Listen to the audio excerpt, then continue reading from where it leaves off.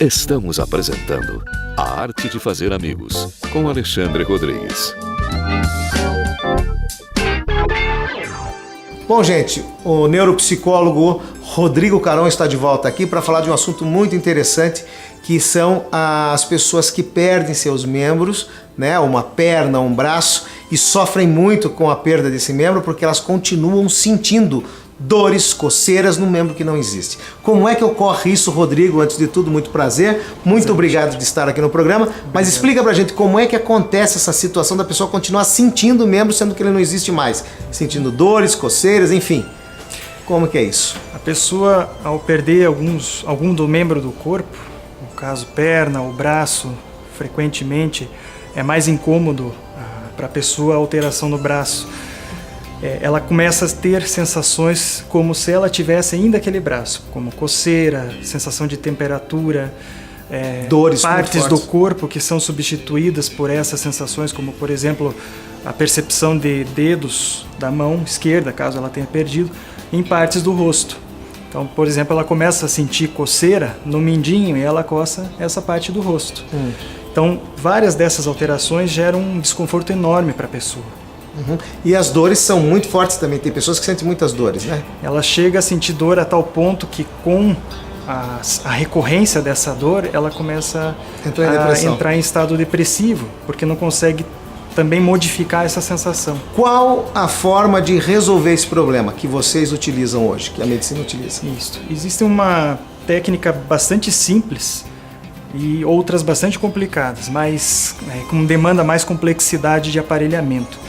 Então, a mais simples, ela usa um espelho, simplesmente um espelho em que a pessoa coloca um membro que ela possui, fazendo um espelhamento como se fosse o membro que ela não tem mais. E à medida que ela usa a via visomotora, ou seja, olha para aquele espelho, vendo que existe uma mão se mexendo, e ao mesmo tempo essa mão está orientada ao lado esquerdo, onde o membro não está presente, lado contrário. Ela começa a perceber de uma forma ostensiva, ela tem uma percepção no espaço novamente desse membro.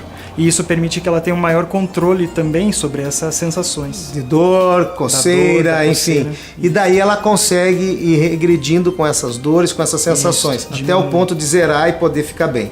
Isso, o desconforto ele consideravelmente diminui. Certo. Outra técnica que é mais complexa, que é de realidade virtual. Usa óculos virtual, técnicas de mobilização das sensações no corpo com aparelhos de estimulação também, de modo sensorial, a estimular a sensoriedade. No entanto, é muito mais caro, é muito mais restrito também para poder estar... E quando que a pessoa coloca uma prótese? Na condição de prótese, a pessoa está compensando, ela está tendo uma condição física de apoio naquela parte do corpo. Então, quando a prótese ela permanece, não necessariamente, não é todos os casos que a pessoa também consegue adaptar-se às sensações. Então, a motricidade está ok.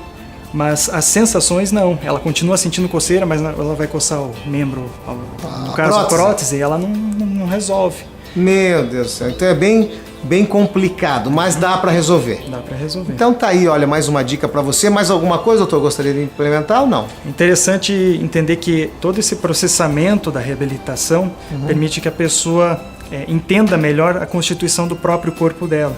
Então, quando passa a sentir sensações em outra parte do corpo do membro ausente, também com essas sensações estão associados a fatores emocionais, fatores da história de vida dela que geram toda essa condição de alteração afetiva também, da ansiedade, da necessidade de expressar aquela tensão que ela está sentindo.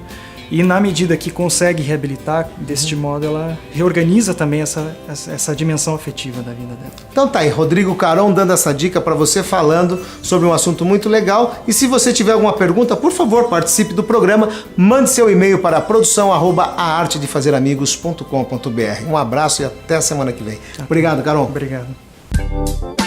A Arte de Fazer Amigos, com Alexandre Rodrigues.